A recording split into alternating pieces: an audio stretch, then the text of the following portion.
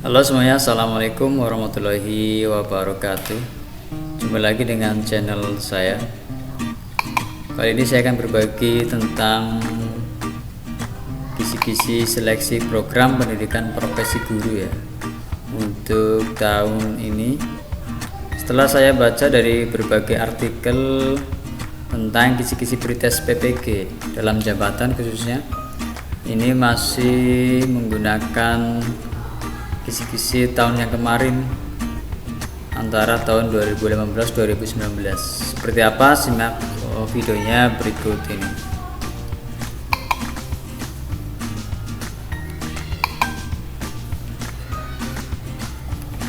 Kisi-kisi seleksi program pendidikan profesi guru dalam jabatan. Secara umum kisi-kisi ini terdiri dari yang pertama ada kompetensi akademik dan yang kedua ada kompetensi pedagogik. Untuk kompetensi akademik ini terdiri dari 3 kompetensi ya. Yang pertama ada verbal, numerik, figural. Untuk verbal ini biasanya berhubungan dengan kata, analogi dan sebagainya. Untuk numerik biasanya dengan angka, kemudian figural ini biasanya dengan gambar ataupun bentuk.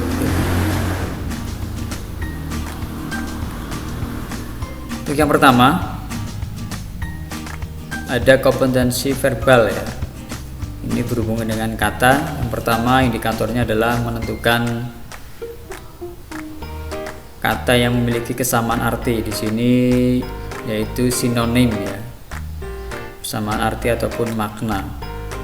Kemudian yang kedua dapat memilih sepasang kata yang memiliki hubungan analogi ya, analogi atau penyamaan ataupun persamaan dari rangkaian kata ataupun 2 kata ya. Kemudian yang ketiga dapat memilih satu kata yang memiliki ciri atau sifat yang berbeda dengan 4 pilihan kata lain.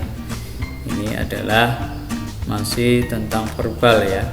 Kemudian yang keempat, ini sudah mulai menganalisa, yaitu dapat menarik kesimpulan berdasarkan seperangkat pernyataan yang berupa fakta-fakta yang saling berhubungan.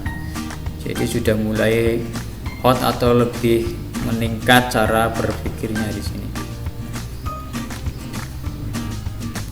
Kemudian yang kedua masih tentang akademik ya, yaitu kompetensi numerik atau angka. Di sini ada deret ya. Dapat menentukan satu angka merupakan kelanjutan dari deret angka, masih berupa deret angka dan ini masih satu angka. Polanya menggunakan pola tertentu, bisa 1 atau 2. Begitu juga yang nomor 7, ini masih deret ya, masih kelanjutan dari deret angka. Di sini menggunakan polanya bisa 2 angka ya. Kemudian yang 8 juga masih tentang deret ya, dengan pola-pola tertentu. Tadi ada 1 atau 2, 3 angka atau bahkan 3 atau 4 pola ya. Kemudian aritmatika ya. Di sini dapat menemukan solusi tentang operasi hitung sederhana baik penjumlahan maupun pengurangan ya. Ini bentuknya masih pengurangan ya, masih sederhana baik penjumlahan maupun pengurangan. Untuk yang 10 dapat menemukan solusi dari operasi hitung sederhana pengalihan dan pembagian. Nah ini sudah berubah atau beralih ke perkalian ataupun pembagian. Kemudian yang 11 dapat menemukan solusi dari operasi hitung menggunakan pecahan desimal ataupun pecahan biasa ataupun campuran ya.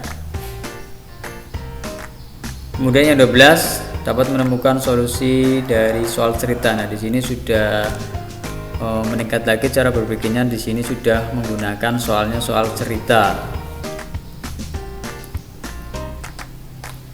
Kemudian yang ketiga adalah kompetensi figural ya, bagian dari potensi akademik. Di sini ada hubungan bentuk ya. Di sini siswa ataupun kita dapat menentukan gambar untuk mengisi kotak kosong ya dengan mengikuti pola rotasi. Nah, rotasi searah jarum jam ini berhubungan dengan perputaran arah jarum jam baik 90, 80 ataupun 360 derajat ya. Kemudian yang 14 dapat menentukan gambar untuk mengisi kotak kosong dengan mengikuti pola pencerminan. Di sini polanya adalah pencerminan ya. Ini harus teliti mana yang kiri maupun yang kanan karena dalam pencerminan ini biasanya tertukar ya. Kemudian serial ya, subkompetensi serial masih figural ya. Dapat menentukan gambar untuk mengisi kotak kosong sebagai kelanjutan serial dengan pola penambahan elemen perubahan bentuk warna. Di sini ada ditambahi ada bentuk warna kemungkinan yang berbeda ya. Kemudian yang 16 dapat menentukan gambar untuk mengisi kotak kosong sebagai kelanjutan serial dengan pola rotasi berlawanan arah jarum jam dan perubahan bentuk dengan awal stimulus sebanyak 4. Jadi di sini gambar ya masih sama sebetulnya, tapi di sini rotasinya kemungkinan bisa dirubah. Jadi tidak semudah atau tidak selalu searah, tetapi bisa berlawanan atau bahkan warnanya ini bisa berbeda ya. Itu potensi akademik. Kemudian yang B adalah kompetensi pedagogik ya. Secara umum ada 3 kompetensi, yaitu dari mulai merencanakan pembelajaran, kemudian melaksanakan, kemudian menilai ataupun mengevaluasi pembelajaran. Ya, untuk kompetensi yang pertama yaitu merencanakan pembelajaran. Di sini kita harus indikatornya adalah dengan mencermati standar kompetensi, lulusan peserta dapat merumuskan indikator kompetensi ya.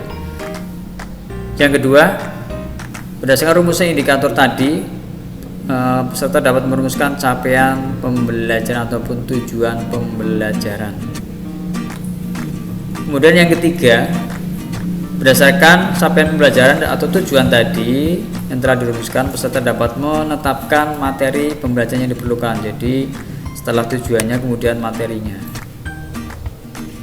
Keempat, berdasarkan capaian pembelajaran yang telah dirumuskan, materi yang ditentukan, peserta dapat menentukan proses pembelajaran.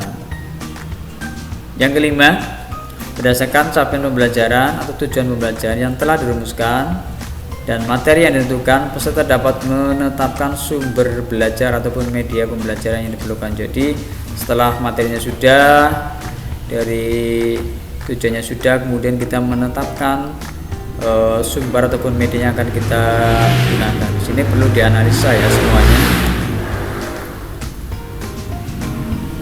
Kemudian yang keenam, berdasarkan capaian pembelajaran tadi dan proses pembelajaran yang telah ditentukan, peserta dapat menetapkan jenis evaluasi. Ini sudah mau masuk ke evaluasi ya. Kemudian yang ketujuh, dengan mencermati silabus, peserta dapat menganalisis keterkaitan antar komponen dalam silabus. 8. Dengan mencermati silabus telah ditentukan, peserta dapat menyusun RPP dengan tepat. Kemudian yang kompetensi kedua yaitu melaksanakan pembelajaran ya. Di sini melalui paparan kasus, peserta dapat memberikan pilihan pemecahan masalah pelaksanaan pembelajaran untuk mengembangkan potensi siswa. Jadi dalam soal kemungkinan diberikan kasus, kemudian kita harus bisa menganalisa cara pemecahan masalahnya. Untuk nomor 10, ini masih sama dengan nomor 9, masih ada kasus, kemudian kita cari solusi masalahnya untuk mengembangkan karakter siswa. Untuk mengembangkan potensi siswa ya. Untuk nomor 10 lebih kepada karakter siswa. Kemudian yang ketiga atau kompetensi pedagogi yang ketiga, yang terakhir adalah tentang menilai dan mengevaluasi pembelajaran. Indikatornya adalah dengan mencermati RPP tadi ya dan proses pembelajaran, peserta dapat memberikan pilihan jenis penilaian yang tepat, otentik, holistik terhadap aspek sikap. Jadi penilaian sikap ya.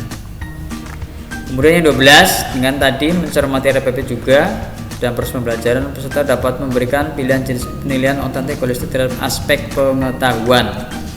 Jadi di aspek pengetahuannya tadi sikap dan sekarang pengetahuan. Yang 13 masih sama ya, untuk di sini lebih kepada aspek penilaiannya yaitu aspek keterampilan ya. Ada 3 aspek tentunya. Kemudian 14, melalui paparan kasus, peserta dapat menganalisis hasil penilaian pembelajaran. Untuk nomor 15, Masih melalui paparan kasus, peserta dapat menentukan tindak lanjut hasil penilaian pembelajaran. Ya, demikian tadi sedikit kisi-kisi, semoga bermanfaat. Berjumpa lagi di pertemuan selanjutnya. Nanti saya akan membagikan soal dan pembahasannya di pertemuan selanjutnya. Demikian, assalamualaikum warahmatullahi wabarakatuh.